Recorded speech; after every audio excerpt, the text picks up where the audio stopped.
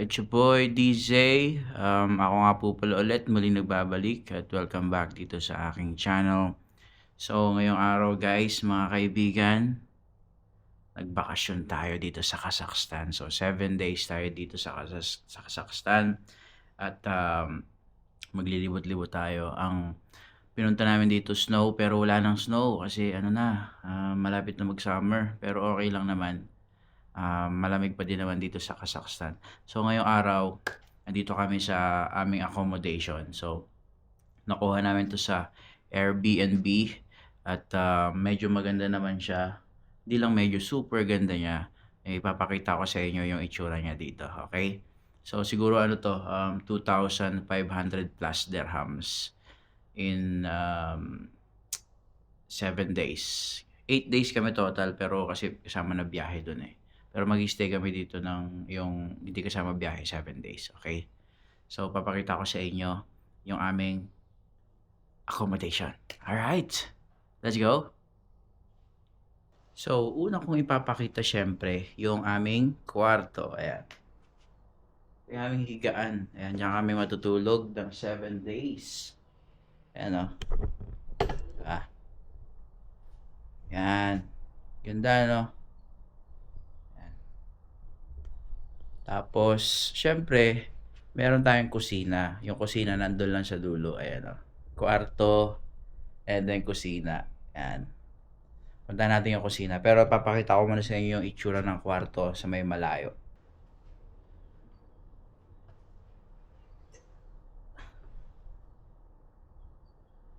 Yeah.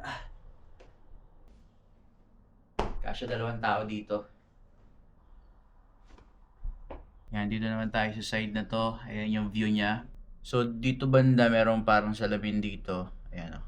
Kita mo yung dyan, yung mga bundok na may snow.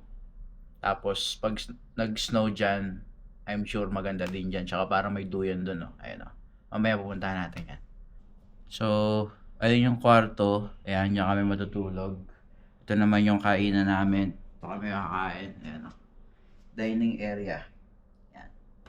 Tapos ang maganda dito mga kaibigan, dito sa nakuha namin accommodation, meron siyang lutuan.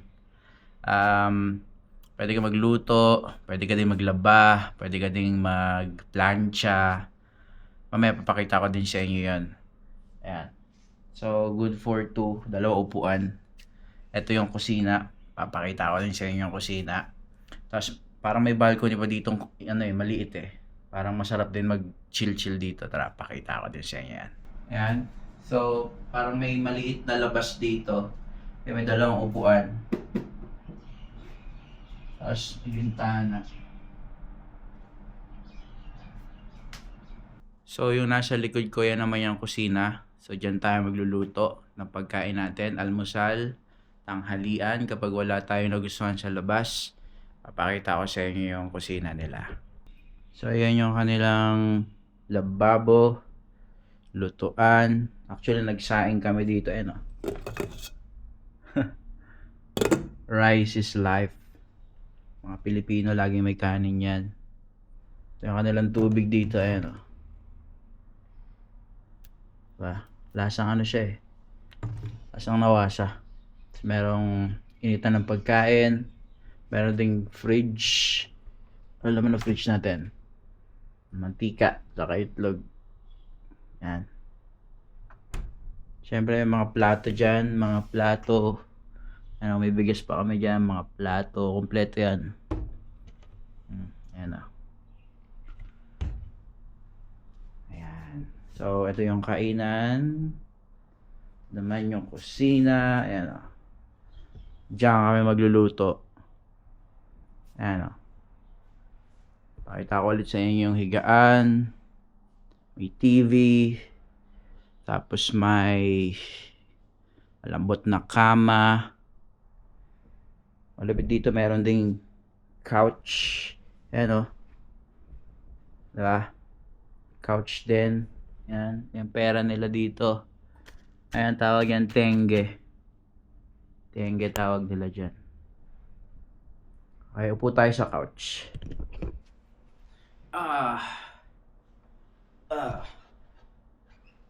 Yan.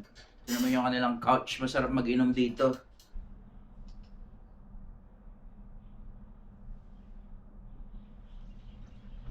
So, ayun. Ito naman yung view dito sa may bandang bintana. Yan. Kusina.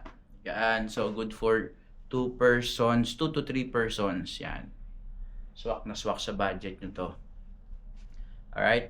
So, papakita ko naman sa inyo yung dito sa may bintana. And then, yung CR, pakita ko din sa inyo. Para may idea kayo. Okay?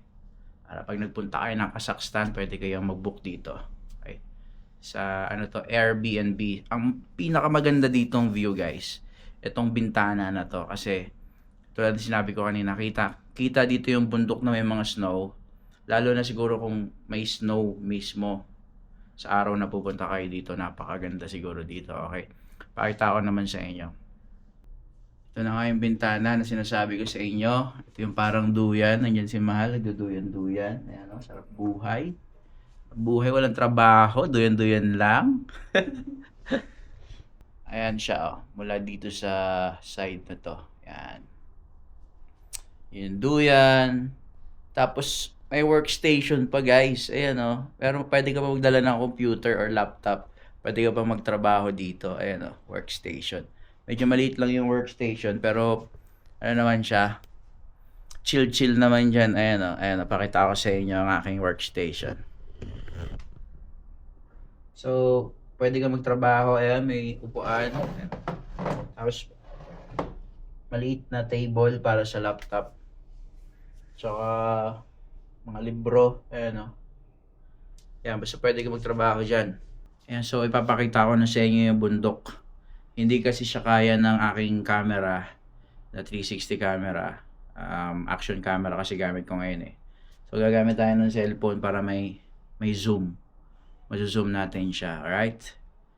Lagay ko na lang tong camera dito sa likod, behind the scenes na lang. Okay, sige. Pakita ko sa inyo yung view dito sa may bintana. Yung sinasabi kong bintana. Kita yung mga bundok dito, alright? So, let's go. Alright guys, dito muna kayo. Bibidyohan ko lang yung ano natin. Bidyohan ko lang yung view natin doon sa may bintana. Diyan lang kayo. Sinabi ko, ayan. Ayan yung bintana.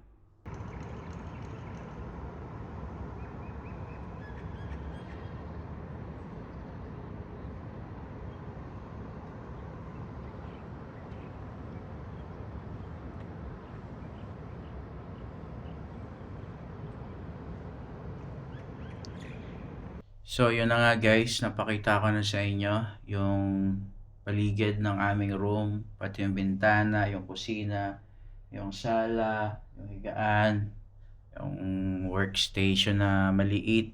Ngayon punta naman tayo sa kusina. And then, sa CR. And then, pakita natin yung CR nila dito. Mukhang maganda din ang CR nila dito. Meron ding parang lagay ng mga damit, mga maleta, tsaka plantsahan dito banda. Alright. Punta tayo doon. Ito naman kanilang CR mga kaibigan. Ito ang washroom nila dito. So ito yung papakita ko sa inyo yung view. Sana, may ilaw ba dito? Meron.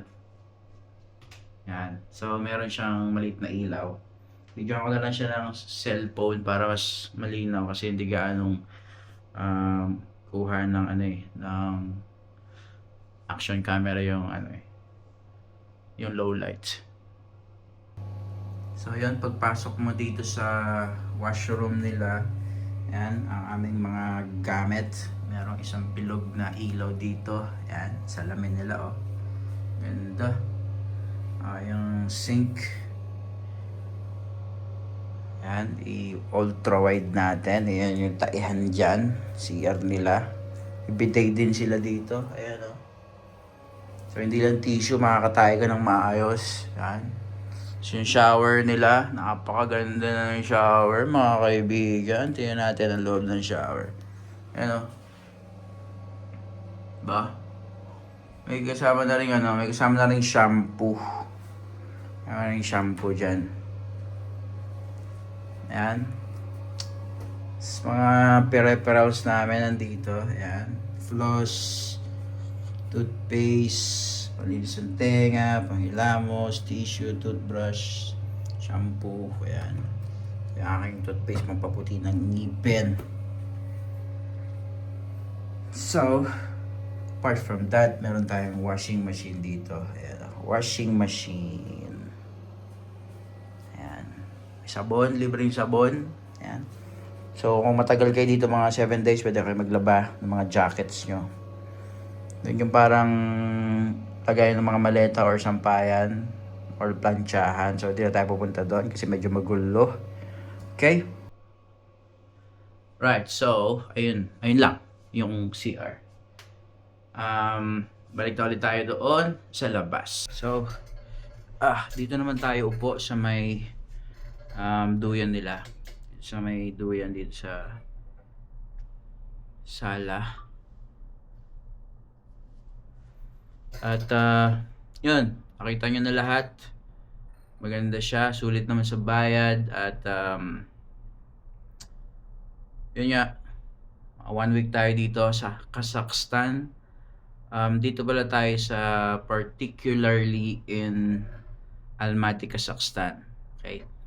Alam ko itong lugar na to, ito yung isa sa pinaka maganda dito sa Kazakhstan. So kaya ito yung pinuntahan natin. Maka-experience man lang sana ng snow kasi walang snow. Walang snow, guys. Di bale, next time, baka may snow na. Or kaya sa mga susunod na araw. 7 days naman tayo dito eh. Alright, so from Dubai to Almaty, Kazakhstan. Okay, yan na muna ngayon ang vlog natin. Accommodation vlog muna tayo. Tapos pagka nakalabas tayo, gawa ulit tayo ng ibang video para marami tayong ma-upload sa ating YouTube channel. Sarap kasi mag travel eh. Alright guys, maraming salamat sa panonood. It's your boy DJ. At kung gusto nyo tong i-book yung yung accommodation na to, Airbnb, siguro lagay ko na lang din yung link sa baba or comment na lang kayo. Safe na safe siya, saka legit, diba? Hindi ka may scam, diba? Legit siya, ganda. May TV din pala doon, ayun. So free wifi. So okay, so bago natin tapusin yung yung video, so yung mga kasama dito sa pag nag-book kayo dito, yung mga kasama dito, may free wifi. Yun nga, yung mga gamit sa kusina, gumagana lahat yun, kumpleto sila, pangluto, fridge, washing machine, sampayan. Yan, may table na maliit para sa workstation. And then accessible siya sa lahat, supermarket, napapaligiran siya ng mga mga tindahan mga malalaking mga malalaking tindahan. Okay? So yun lang, maraming salamat. Your boy DJ, please subscribe and bye bye.